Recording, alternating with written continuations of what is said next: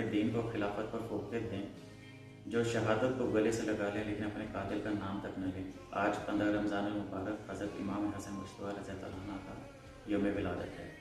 अल्लाह रब्बुल इज़्ज़त ने आपकी आमद की बशारत आपकी विलादत से कबल इस दुनिया में भेज दी थी। हज़रत उम्मे फ़ज़ल रज़ियल्लाहु अन्हा से रिवायत है कि उन्होंने एक दफ़ा ख्वाब देखा जिसमें वो ये देखती हैं कि गोया नबी पाक सल्लल्लाहु अलैहि वसल्लम के जिस्म का एक टुकड़ा उनके घर पर आ पहुँचा है। जब उन्होंने इस ख्वाब को देखा तो इससे काफ़ी परेशान उनको उससे काफ़ी परेशानी लाहक हुई।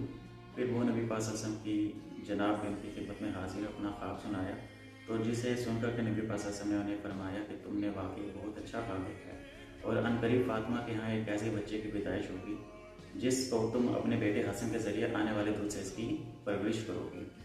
फिर ऐसे ही हुआ और हज़रत फातिमा रज़ियल्लाहु अन्हा के यहाँ हज़रत इमाम हसन रज़ियल्लाहु अन्हु की विलादत हुई। रिवायत में आता है कि अरब में इससे पहले हसन नाम पहले किसी भी बच्चे का